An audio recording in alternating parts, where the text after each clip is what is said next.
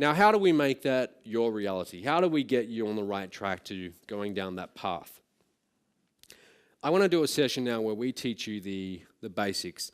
It's funny, I'm at the reception last night and a lady comes up to me and she's telling me she's been doing this for like 3 weeks and she's really, really confused. She's getting like 40 emails per day. She doesn't know, what to do, what not to do, where to turn, and it's just very confusing. This business is actually quite simple. We overcomplicate it though. Okay, we get that much information thrown at us that we can't recognize what's important and what's not. But it's actually quite simple. There's a few fundamental things that you need to do to get results, and if you do them, you will get results. Okay? Very first thing, it all starts inside of your head. Who here, you guys are getting into internet marketing, but who here is currently working in a job? Okay, all right, so quite a few of you. Who here is like full-time in your business? All right, so it's roughly like 70% of you are in jobs and 30% of you are pretty much full-time. After seeing thousands of people come through our training, one of the biggest challenges is how do they make the transition from employee into business owner? Because they require very different ways of thinking. Okay, T. Harv Eker, I don't know if you guys know who that is, but he wrote a book called The Millionaire Mind, and he talked about the differences between business owners who do very well, become wealthy, become rich, and the masses who never really do that well with money. And I want to read some of these out because I think this sums it up perfectly. The poor and middle class, they believe that life happens to me.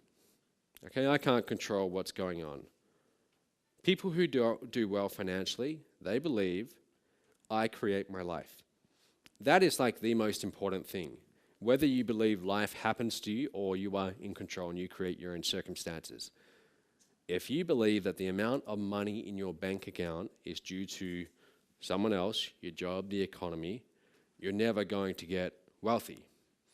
Okay? Until you accept absolute full responsibility for where you are financially, you will not get wealthy. So even when I didn't have a lot of money, because I'd spent it all on internet marketing, I still accepted full responsibility. Not in the beginning. In the very beginning, when I spent that $40,000, I went through like a period of maybe 6 months where I blamed the guy that I'd given that money to. I thought, that bastard, he never helps me. I sent him all that money. And I was blaming him for like a long time. But then I realized it's not him, it's all me. Okay, you have to accept that. The poor and middle class, they want to be rich. Everyone wants to be rich. That's why they buy lottery tickets. The people who do well, they are committed to being rich. There's a big, big difference. I come from a family of people who belong on the left side, okay? They think very much like that. Buy lottery tickets, etc. Okay? When the family that you were brought up in, I mean, that really conditions you, and those of us who were brought up with those beliefs, we have to snap out of them, okay? And that can be a real challenge.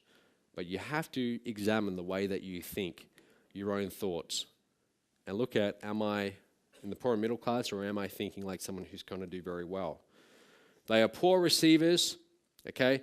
Have you ever noticed that some people, when you give them money or you give them something, they're almost uncomfortable getting it? They're like, oh no, that's too much. That's too much. Here, have some back.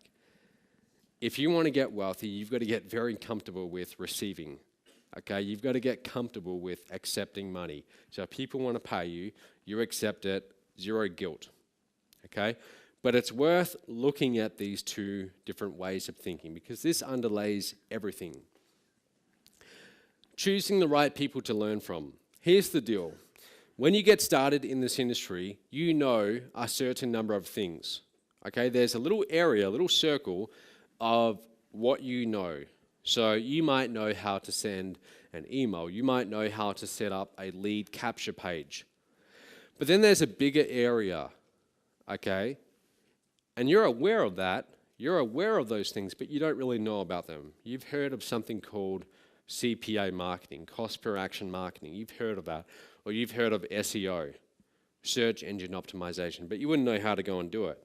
So that's the area that you don't know about. But then there's this much, much bigger area of what you don't know, okay? That's where a mentor comes into play, okay? That's the area that you're not even aware you don't know about, okay? Because a good mentor, they've been there before you. A good mentor, they've actually gone down the path that you're about to go down, and they know that all the challenges that you're about to face, they've gone through them and they know how to solve them, okay? So you want to learn from people who have that, okay? They've actually done what you want to do.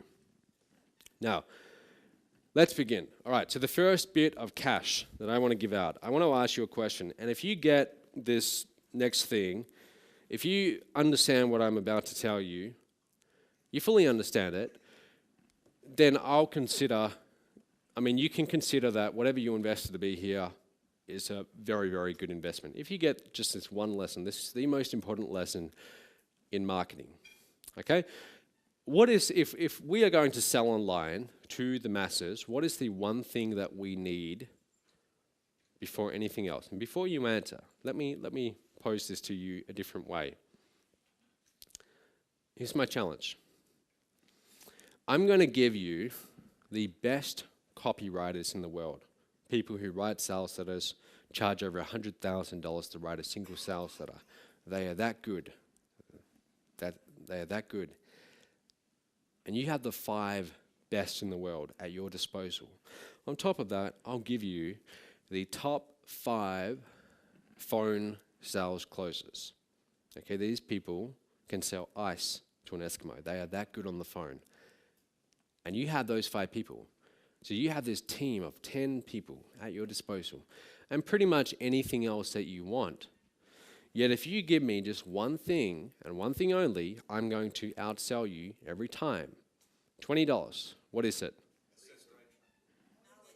Put up your hand. Hand first and then I'll pick you. No. No. Nope. You? No. You, David? Nope.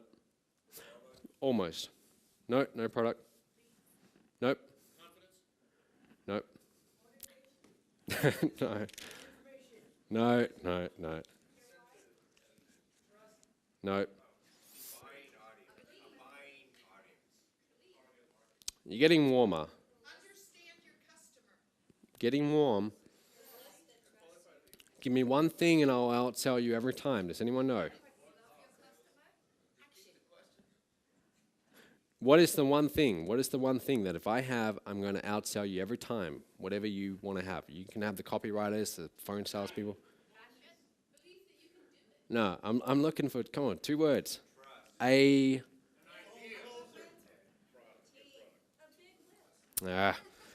tell you. I'll tell you what it is. Don't worry, there'll be plenty of opportunity. It is this. If you give me this one thing, I'm going to outsell you every single time. It's a starving crowd. Okay? If I have a starving crowd who actually wants to buy what I'm selling, I will outsell you every time. It doesn't matter if you have the best copywriters or the best marketers at your disposal working for you 24/7. It doesn't matter. If I have this, I'm going to outsell you every time. Let's take this literally. I want you to imagine this scenario, okay? Tonight, we have a dinner, like a party. Do you guys all know about that? I'll tell you, from 7 to 11 p.m. It's a private mastermind dinner. And later on today, I'll tell you how you can get invited. Make sure you leave tonight free. Those of you who are local, make sure you stick around. But from 7 to 11 p.m. in a room nearby, I'll be paying for your dinner if you're invited, okay? Again, I'll tell you later on how you can get invited. So you're going to have a feast and you're going to eat a lot of good food. Let's pretend that after this session tonight, you've had this big, big meal, and I bring you back in this room. You all have a seat, and then in front of me I have a table, and on this table there's the finest gourmet food. I mean, there's lobster, whatever you can imagine, like really, really nice food. And I stand up here on stage and I start pitching you this food, telling you, hey, you should really buy this food. And I even offer it for half price, telling you it's really good food. you've all just eaten, you're all full. So I might get a few sales. Okay, I might get a few sales. Let's imagine another scenario though. Let's imagine that next door we have the exact same size crowd next door, about 100 people. And for this experiment, I've been a little bit cruel. I put a chain and lock on the door, and I kept them in there for 5 days without food. But I gave them water. Okay, I gave them water, but by this point, they are so hungry, they're starting to look at each other. Okay, they are literally starving. So I pitch you guys the lobster, and I get maybe, whatever, like a few sales. But then I go next door, and I'm offering them McDonald's. But it's like, this is McDonald's after 171 days. That's a Happy Meal. It doesn't decompose. There's so many preservatives in it. Let's say this McDonald's is like almost 200 days old. It is disgusting. A homeless person would not want to touch this. And I have this big table of like 200-day-old McDonald's. I go in that room, and I stand up there on stage, and I give you guys a big like 1-hour pitch for this finest gourmet food at half price. I go in that room, and I practically say, I got McDonald's, and I'm going to charge you 10 times what you would normally pay for it. Who wants it? I'm going to have a stampede in that room. They're going to rush at me so fast with their money because they want what I'm offering. Do you see the difference? I want you to understand this lesson. It's not about the product. Everyone thinks it's all about the product. It's about the audience. I could be selling garbage like 200-day-old McDonald's, but if I'm selling to the right audience, I'll outsell any other room who's selling to the wrong audience. It all begins with the market, the audience that you're selling to. That is where everything begins. And the way that like I've been in marketing for a little while, and you guys have probably experienced this. When you tell people what you do, and they say, what are you doing? You say, oh, I'm in internet marketing. And they say, oh, yeah, like I want to learn how to do that. I mean, I've got this great idea for a product. If I could just find out how to market it, I'd be making a lot of money. That's how you recognize someone who they don't quite get it. They've got a lot to learn. It's not about the product. It's all about the market, the audience. Again, the product is less important than you might think. It's all about the audience. The reason why I want you to get this is because if you're going to try and make money online and sell to the masses, that's where it all must begin. You could be the greatest internet marketer in the world, but if you're trying to sell to the wrong audience, you're not going to get any sales. So this is where it all begins. Has anyone seen this before? It's from Perry Marshall, a guy he's a very good marketer. Basically, this triangle, the C stands for conversion, T for traffic, and E for economics. This is like the foundation of your business. Okay, conversion, traffic, economics. And in the middle, there's the 80-20 principle. You've all heard of that, right? 80-20? No? Yeah, all right. Most of you have. If you haven't, come and see me in the break. This is where it all begins. Okay, if you have traffic conversion and the right economics, you can make a lot of money online. And then those equations below there, they're mine. Actually, I didn't come up with them, but that's the foundation. Traffic plus conversion. Traffic is an audience. You guys all know what traffic is, right? Traffic is this room, that room of starving people after 5 days. That could also be a different traffic source. Traffic is the audience, the people who are clicking on your ads.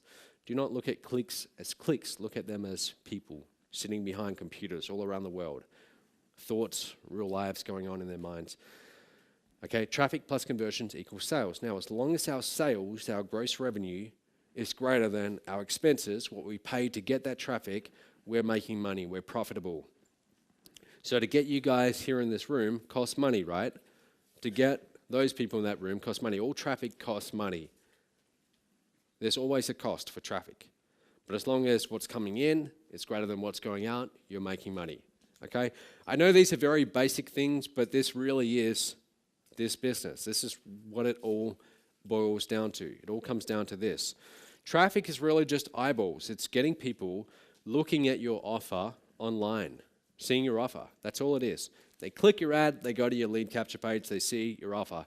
But it's the right traffic. If there's one thing that annoys me, it doesn't really annoy me, but it just, when I see it, I realize that's a person who doesn't quite get it.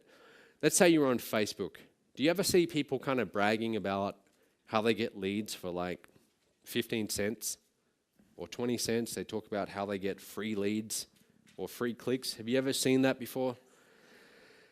It shows that they don't get it, because they're talking about, hey, I'm getting really cheap clicks. Well, big deal. It's about where are those clicks coming from? Are those clicks from a room of people who just had a meal and don't want to buy, or are they from a starving crowd? It's not about the fact that you get clicks for X dollars. It's about who's doing the clicking, okay? Who is the audience? That's where it all begins. So when it comes to buying traffic, there are some traffic sources where I will happily pay $5 for a click. For someone to click my ad, I'll pay $5, or I'll pay $10. And there are other traffic sources where I wouldn't want to pay 5 cents for that click, because they're different people behind each click. Does that make sense? You getting that? This is really important. Understand that money only comes from one place, and that is people. Do not look at people look at internet marketing as if it's this thing where you sit down in front of your computer and your computer is going to magically spit out dollars, right? That's how they look at it. And I used to think about it like that too. I'd go and create my traffic campaigns, and that's how I'd look at it. And I'd look at clicks as just being clicks. They're just little digits on the screen. But then I started thinking about them as being real people around the world, sitting there in their home, in their office, or on the couch in front of the TV, laptop in their lap, kids running around, the dog barking. I started thinking about them as real people. And how do I communicate to those real people? How would I communicate to them if I was actually there in person? And I started to put that into my marketing. Okay, really important. It's funny, like when I fly around to all these different places, like a few days ago I fly in from Mexico and I fly into LA. I love looking out the window of the plane and just looking down at like all the houses and all the cars. And I think, look at that, there's like tens of thousands, millions of people, okay? All of these people. And each of these people, they all have bank accounts, they all have wallets, they all have money. Now, where are they deciding to spend their money? How do I get my offer in front of these people? This is how you must think.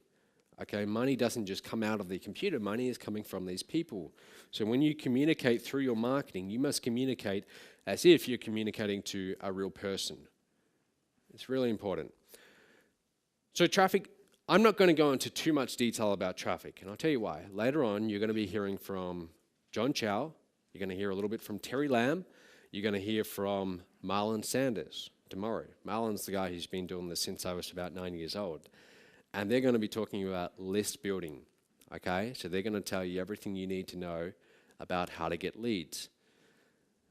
But traffic is really just, it's about getting your offer in front of the right audience. So whether it's banner ads, postcards, doing an ad in a magazine, a newspaper, having affiliates promote, that's what it's all about, just getting your offer in front of the right people. Now, what is conversion? Conversion, okay, so we have traffic. Remember, traffic plus conversions equals sales. Just because you have people in front of your offer or coming to your website, it doesn't mean you're going to make a lot of money. For example, do you guys remember that song, It's Friday, by Rebecca Black? Remember that? Do you? Yeah. How many views did that get? It got like 100 million or something like that. It got like some ridiculous number. Now, so in other words, like tens of millions, I think it might have been like over 100 million people see this page on YouTube, see this video. That's a lot of people. Okay, that's a lot of people. Now, did that turn her into a billionaire? No. Did it make her into a millionaire? No.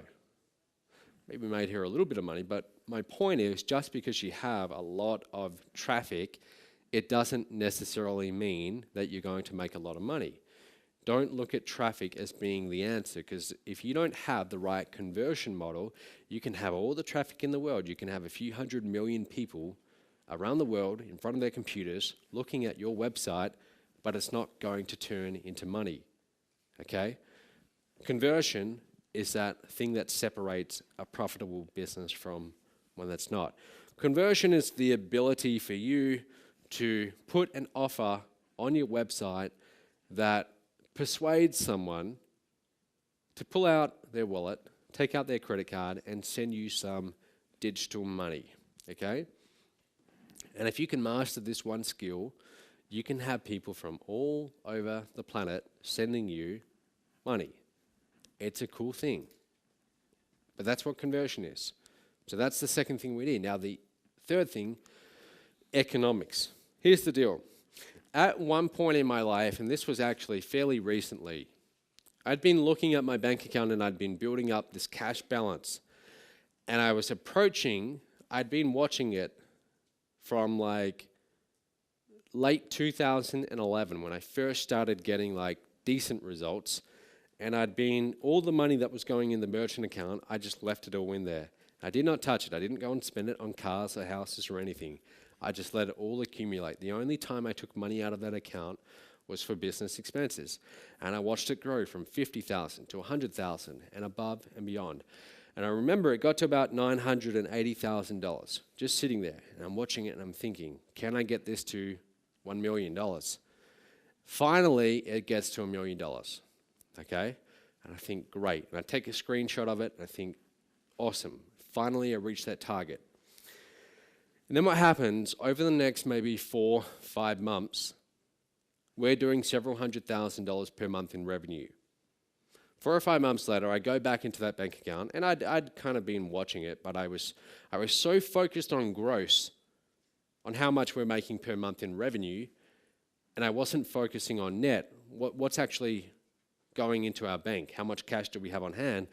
4 or 5 months later, that number had barely changed. And I thought, what is going on here?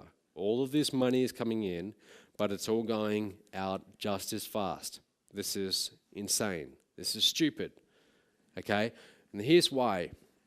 When you start getting results, there's a big danger that you focus on gross numbers. You see it all the time. Internet marketers are bragging about, hey, I make $100,000 per month. It's not about gross, it's about net. How much did you actually get to keep? The fact that you're making hundreds of thousands of dollars per month doesn't really mean anything if you're not getting to keep at least, a portion of it. This is economics, okay? The economics of your business, it must be profitable. If it's not profitable, guess what? You can't keep on spending money to go and get a new audience. You can't scale up, okay? So this is really, really important.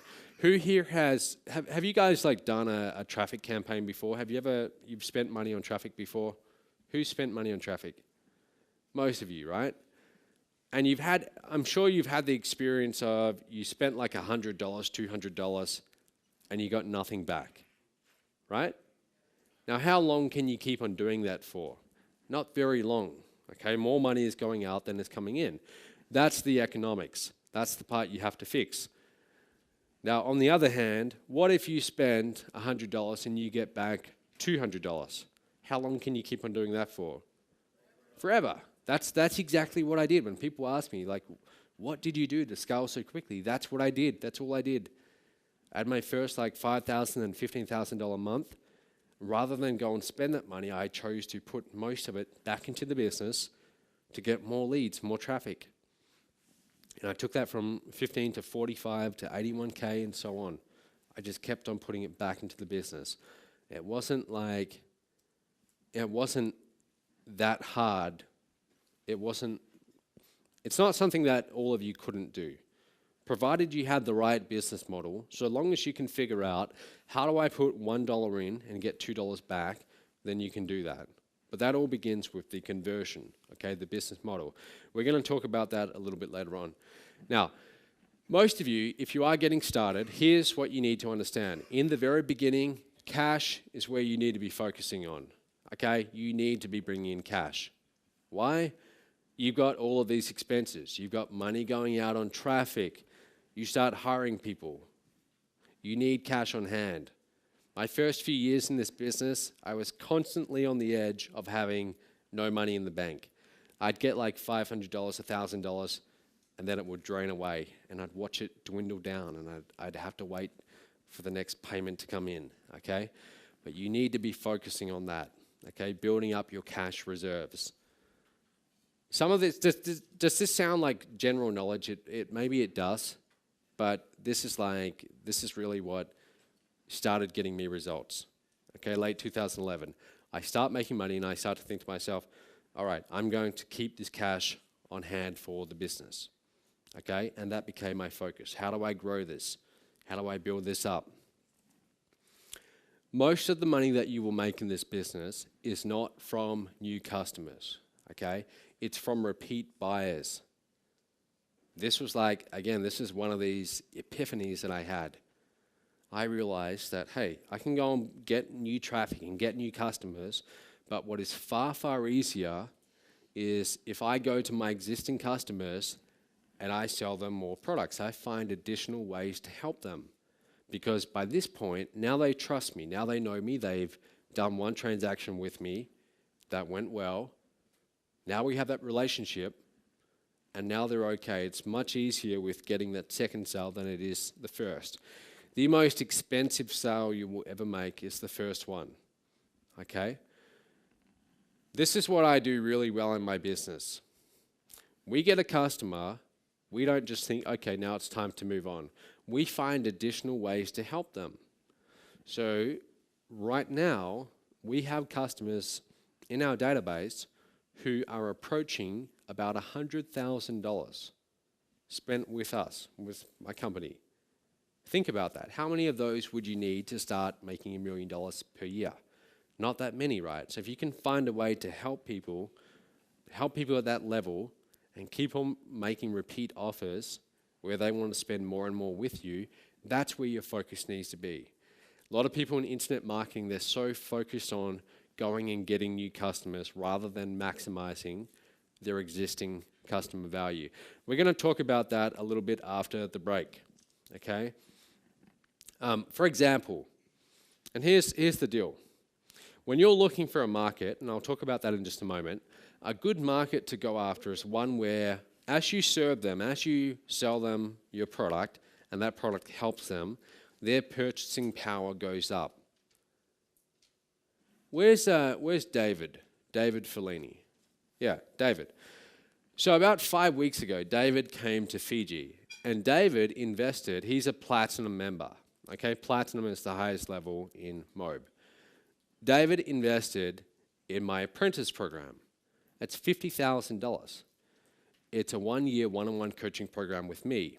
Okay, $50,000. Do you know why he did that? I'll tell you why. In his first 4 or 5 weeks in MOB, okay, joining our business, he made $12,000 100% residually. When I say residual, I mean like literally he did not have to do anything. And the reason is he had someone in his organization who was a producer, and they started going and getting leads and sales, and David got the residual commissions on that, okay? So I find a way to help him make money through our training. His purchasing power goes up. Now he feels more comfortable investing at the higher level. Do you see how that works? That's how you must do this industry. If you want to do well in this industry, you help people do well, you help them start getting results, you help them start making money. Only then will they feel more comfortable investing in your higher level programs. But that's how we do it, okay? That's how you must do it. So choosing your market, this is like everything. Where do you start? Which market are you going to go in? You've got a lot of options here. You've got like the weight loss, fitness niche, multi-billion-dollar niche, big niche. You've got the make money niche or the business opportunity niche, beauty, anti-aging, lots of different niches available. I mean, just watch the infomercials late at night. You'll see all of these different niches out there. What you're looking for, guys, when you're choosing this niche that you're going to go and dominate in with your online business, you want to look for a niche where there's already competition. Competition's good. It means people are making money.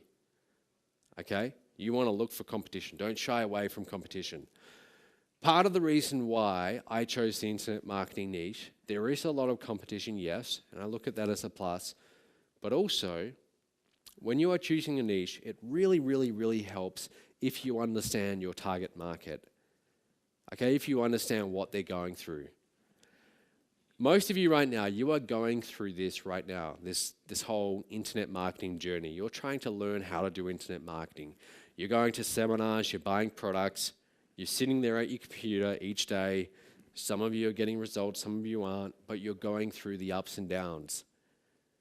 What you're doing right now, whether you realize it or not, is you are getting an education in your market, okay? Because you are your market. I'm very grateful that I spent my first 2 years really, really struggling in this niche because it taught me exactly who I'm marketing to. I know my prospect very well because I used to be my prospect. Okay? Do you see how that works? Everything you're going through, don't look at it as a burden, look at it as a gift. This is like the perfect market study that you're going through. So whatever you're experiencing right now, file it away because these things that you're going through, these will become your assets, your greatest assets in the future. Okay? Make sure you choose a niche that has the $1 million potential. Okay? So there's little tiny niches that don't quite support $1 million business. So make sure you have a big enough niche. The business opportunity, internet marketing niche, it's a massive niche. It's a multi-billion-dollar niche. Lots of money to be made here. Now, is this good? Are you guys getting value from this before I go on? All right, good. So here's the deal. In order to become wealthy, what we need to do, this is like the big kind of epiphany I had. So I'm mowing lawns. and I'm getting paid like $15 per hour.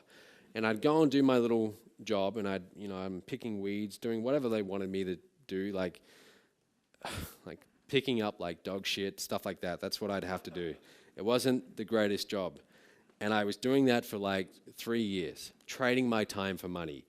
And I didn't really like it, but I liked at the end, I'd get the $50 note for 3 hours usually, and then I'd go to the bank. I liked that part, but I didn't like trading my time because I thought it's only so many hours per day. There's a ceiling on what I'm doing. And I was doing this in like the most wealthy area in Perth. So I'm going into all of these big mansions, okay? These people making a lot of money, and I'm doing this manual labor, trading my time for money. And I saw it right there and then. I saw that, hey, what I'm doing right now, I'm just trading time away from my money. And it's never going to get me where I want to go. You have to figure out how to transcend that raw exchange of time for money. That's what a business can do for you. That's why we create systems. We create systems because they can work independently of us. They don't require us to be there trading our time away. All right? This is what I started doing in 2011. I started creating systems. So for example, I think to myself, all right, I get someone on my list, on my email list. They opt in. Now they're on my list. I can write an email each day, or I can write a 15-day follow-up sequence that will be sent out automatically. That's a system. Or I can set up a webinar. I can do a live webinar every Wednesday night, or I can create a recording that plays every Wednesday night, whether I'm there or not. So I started creating automated webinars. And I know that probably sounds technical to some of you. That sounds like, how do you do that? It's not. I mean, you can figure this stuff out. Like, don't get caught up on the technical details. I'm just trying to tell you that focus on creating systems that work independently of you.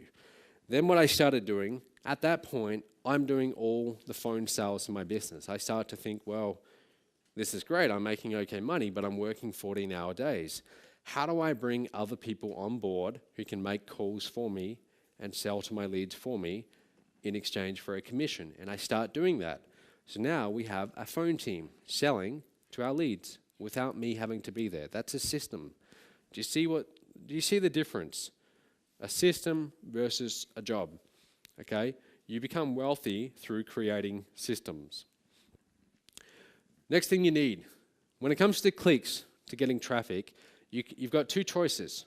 You can go paid or you can go free. Now, free is not really free because it takes your time, okay? You have to trade away your time. So for example, making videos and putting them on YouTube, that's a way you can get traffic, but it requires your time, okay? Versus paid traffic. I'm going to recommend, even though I know John is going to be talking about how he gets a lot of free traffic, I go after paid traffic, and here's why. Here's the example I always give. Let's say, during the break, which will go on pretty soon, you want a Coke. Okay, so you go down to the first floor, and you find this vending machine, and it's kind of beaten up, it looks pretty old, and a can of Coke is $2. So you put in $2, and the vending machine gives you back $1.80. And you get a little bit annoyed, but you choose a cheaper drink. And you put in the $1.80 for this cheaper drink. And again, this vending machine gives you back less than you put in. Now it gives you back $1.60. Now you start getting annoyed and you hit the vending machine and you're thinking, hey, what's going on? This vending machine is eating my money. How long can you keep on doing that for? How long? Yeah, not very long though. You're going to run out pretty quickly. You're going to run out,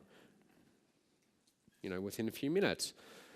But let's say that you go upstairs and there's another vending machine and this one's brand new. And this time you put in $2. Instead of giving you a Coke, it gives you back $2.20. Okay? So you think, okay, well, I wanted a drink, but hey, that's okay, $2.20. So now you put in $2.20 to buy a bottle of Coke, a little bit more expensive. But now it gives you back $2.40. This vending machine is giving you back more than you're putting in. How long can you stand there in front of this vending machine?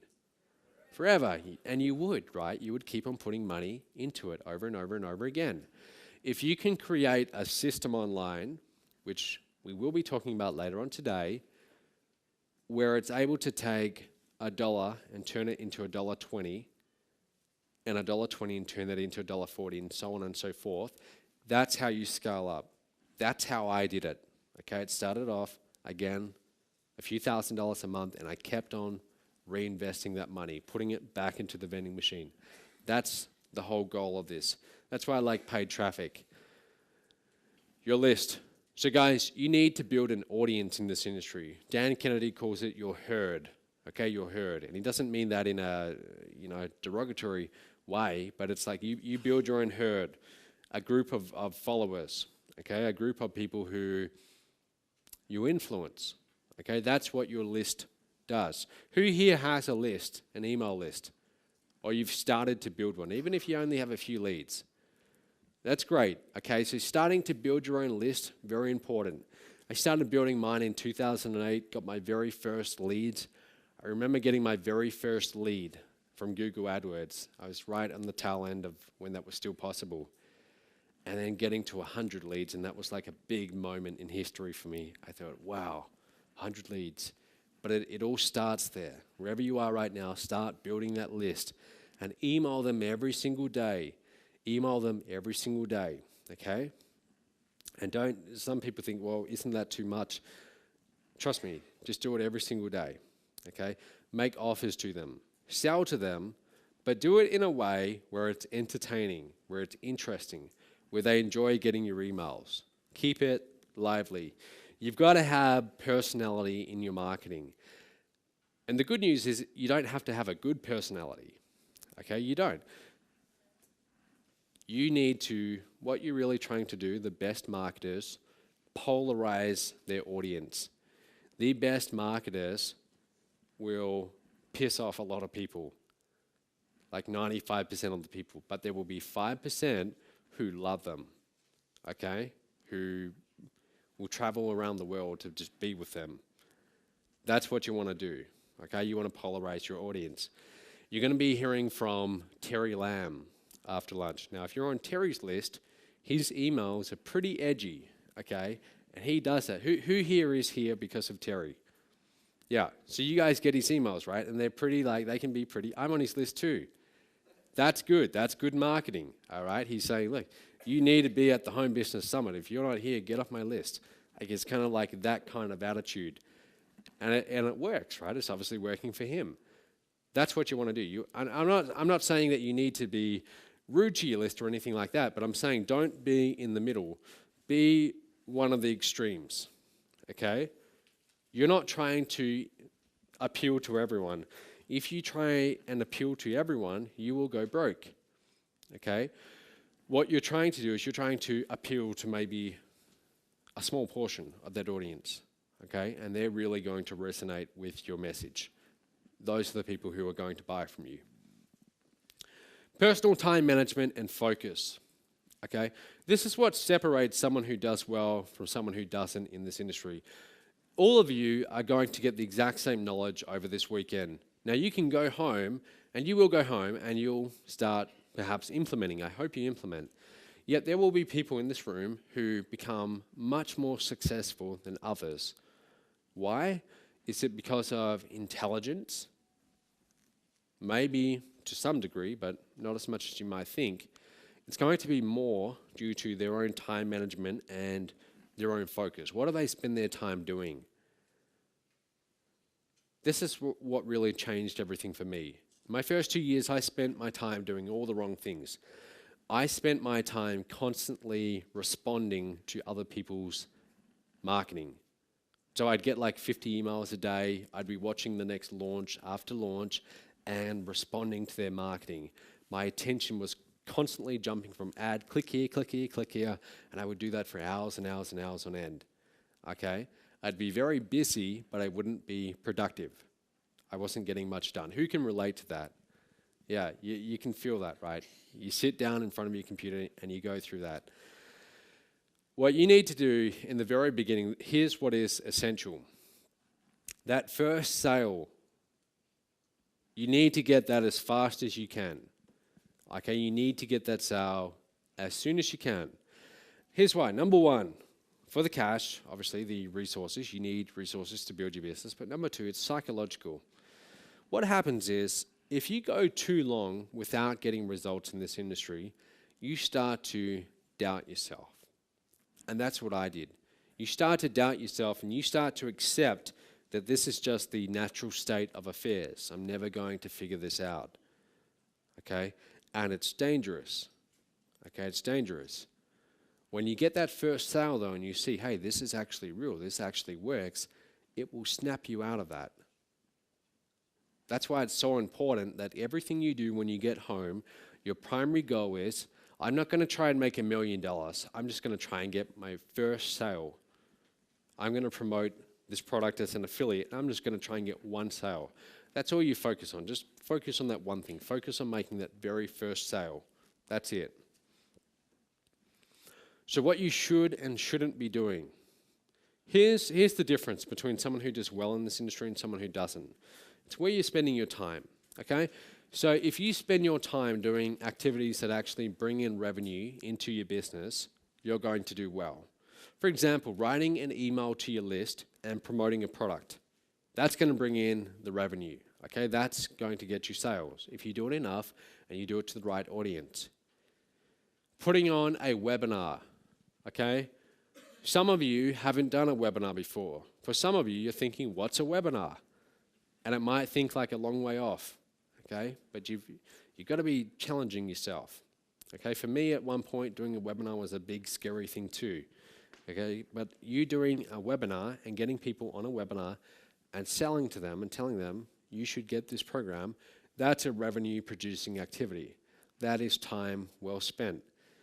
Getting new traffic, talking on the phone one-on-one to a prospect, and actually selling. That's a revenue-producing activity. This is where your focus needs to be in your business. What doesn't bring in revenue is you studying course after course after course, thinking that you must know everything before you go and take action. That will keep you broke, okay? Doing admin, bookkeeping. Do you know I didn't pay taxes for about 3 years when I started this business. Not on purpose, but because I was so focused on building the business that I thought I'll do all the bookwork later. And I wasn't bringing in that much money anyway. I thought, well, what taxes? But only recently did we get up to date. But my point is, your focus needs to be in the right areas. The 80-20 principle, most of what you do, here's the thing, guys. If you were to take a notepad around with you during the day and write down what you're doing every 10 minutes, and if you actually go home and do this, write down what you're doing every 10 minutes, and then look at that at the end of each day, you will find that a lot of what you did, it's just like busy work. It's busy work, but it's not productive work. In your business, you are either swimming forwards or you're treading water, okay? Now, when you're treading water, if you've ever been in the ocean or a pool and you're treading water, you're moving, right? You feel busy, but you're actually going nowhere. That's what checking email, checking Facebook, that's what that is. That's treading water. Now, you can do that for a little while, but if you keep on doing that, sooner or later, you will drown. You will get that tired that you will drown, okay? And that is equivalent to people coming into this industry 3 months later, dropping out, okay? They drown. They spend all their time treading water. You need to be swimming forwards. Swimming forwards is focusing on activities that actually bring in the revenue, okay? It's not doing the trivial many, it's doing the vital few. The vital few, those few activities that actually move you forwards in your business. And here's the deal, guys. When it comes to startups, and make no mistake about it, this is a startup, okay? What you're about to embark upon, this is your startup.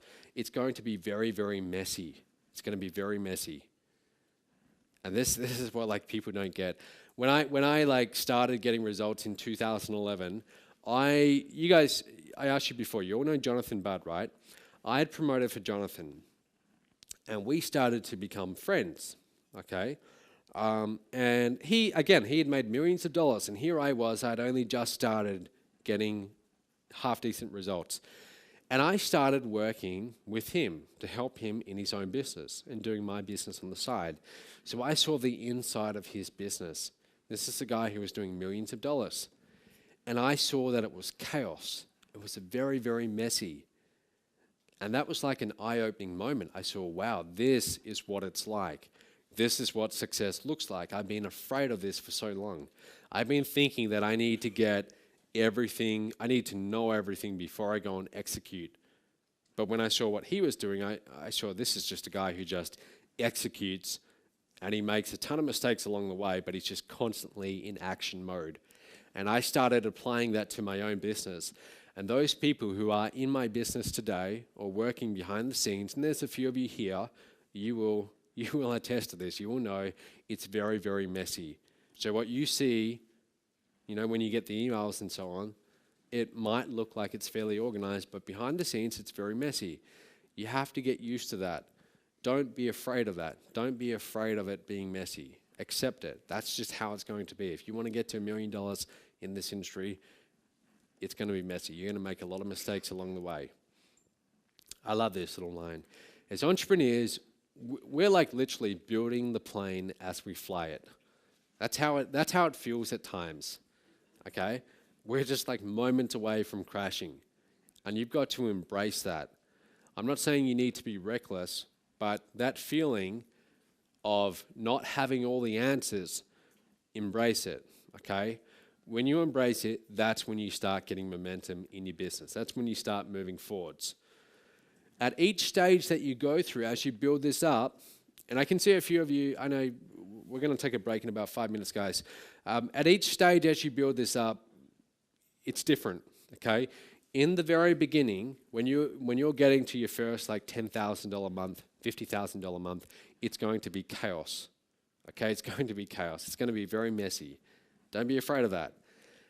As you build it up, you're going to start to bring people on board to help you out, and you're going to start to have more structure in place. And then it goes to rapid growth and then continuous growth, and it gets bigger and bigger. But in the very beginning, the startup environment, it is like that. It's chaos, it's messy, and the thing is, guys, most of us, we're brought up through the education system where we are taught that you go and study books first. You go and study books, you do the test. You go on and acquire the knowledge first before you go and do. That's why I struggled for my first 2 years. I was in my 4th year at university. I mean, I'd been through like the last decade, I'd been in the education system, and I'd been trained that that's what you do. You study, you get all the answers before you even think about doing. And I tried applying that to internet marketing, it doesn't work. And then I switched my approach and I thought, okay, how about if I just go and do? And I figure it out along the way. And I make a ton of mistakes, and it's very messy, but that's what I'm going to try. And that's when things started to change. Your focus in the very beginning, everything you do must be about making sales.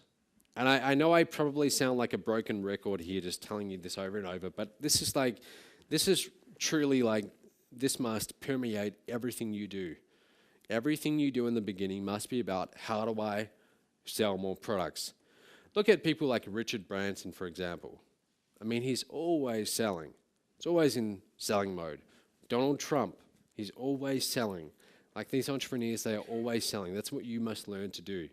Okay, this must become a part of what you do. Always be in promotion mode.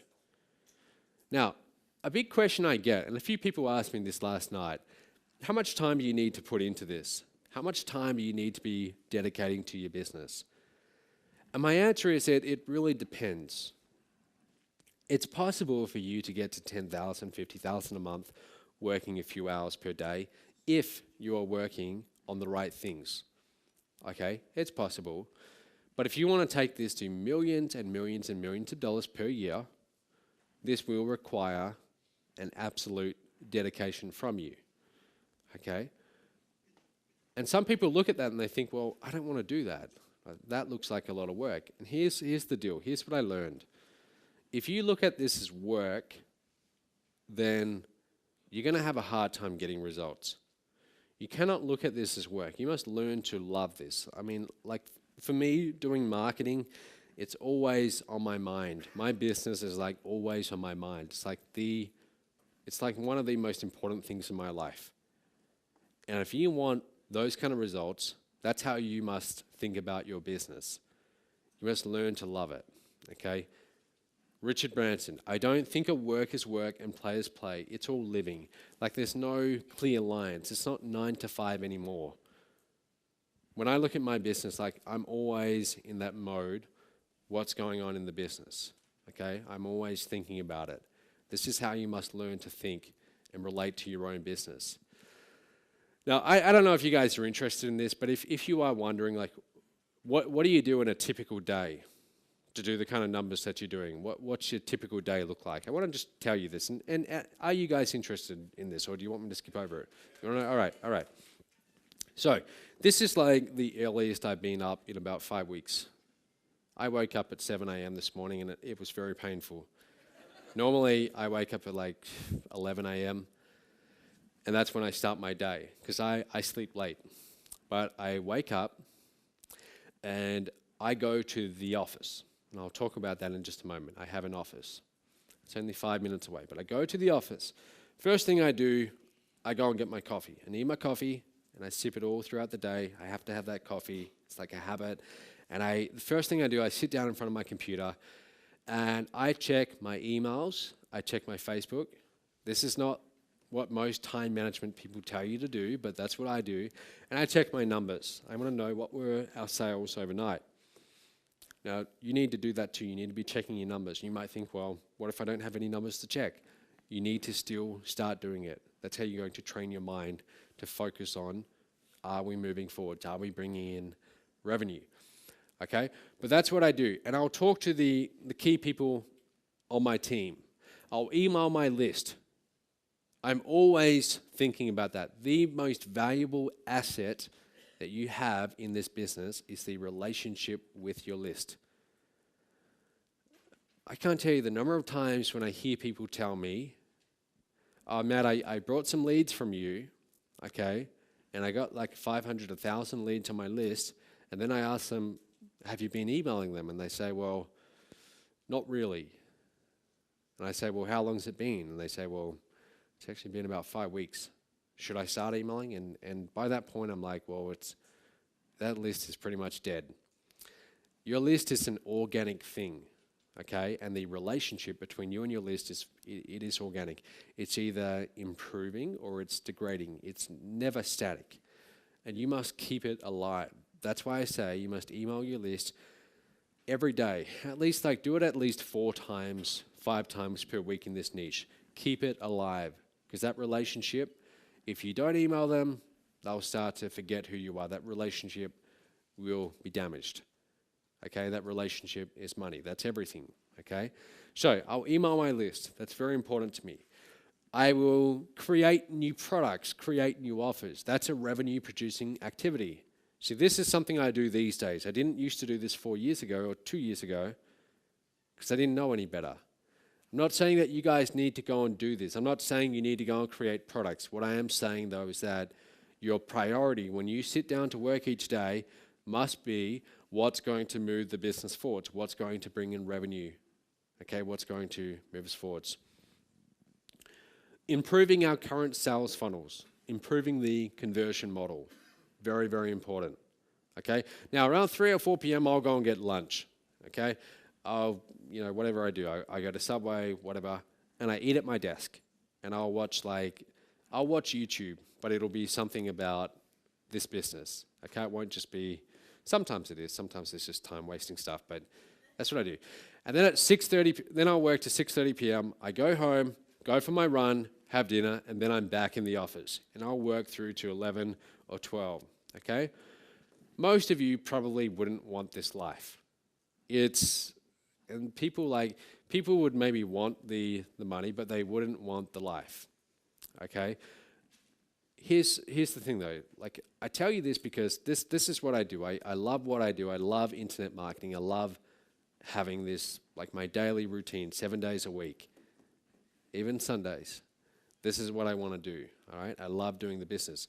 You must learn to really love your business. You must become that passionate about it that you're always thinking about it. So I get home, I'll usually, I'll watch a movie or something like that, but I always have my laptop open and I'm always thinking about the business. That's a typical day in my life. Now, you don't have to be putting in those kind of hours, okay? You don't have to at all. And over this weekend, I'm going to show you a few ways where you can still get the results you want, whether it's 10,000, 20,000 a month, whatever you're aiming for, without having to, live this kind of life where you're putting in 12 hours per day. But I just show you this because if you want to take this all the way to millions and millions of dollars per year, this is the kind of dedication that you must be willing to put in. Not too many people really tell you that because it's not something people like to hear, but that's the truth. Your environment.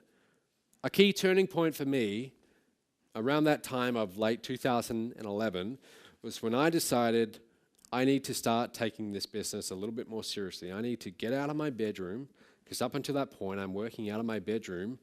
I have a desk in the corner, and I need to get a real office. And when I go to work each day, I need to treat my business like, I don't like to say it, but like a job almost, where I actually have a time when I get into the office, and I sit down and I get stuff done.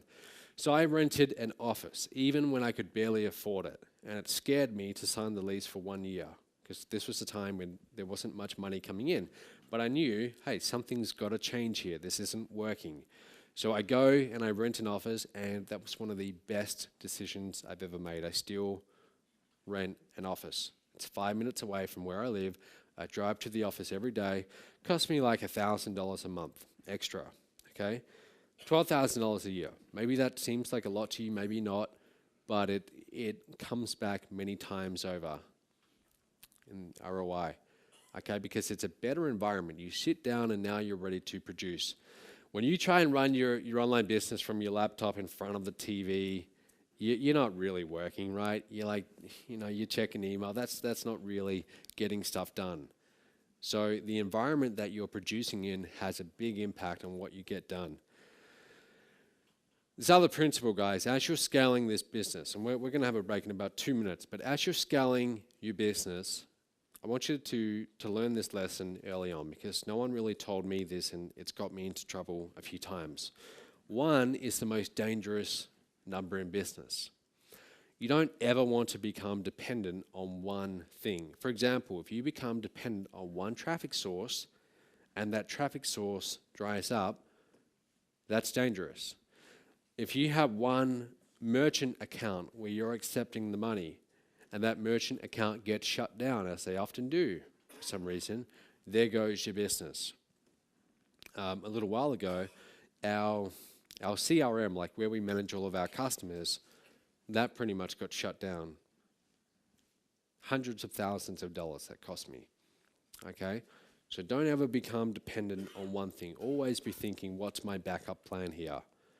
Okay, and finally, before we go to the break, I want you to enjoy this journey that you're about to embark upon. I mean, entrepreneurship and this struggle that we go through to build this business, it's not a burden, it's a privilege.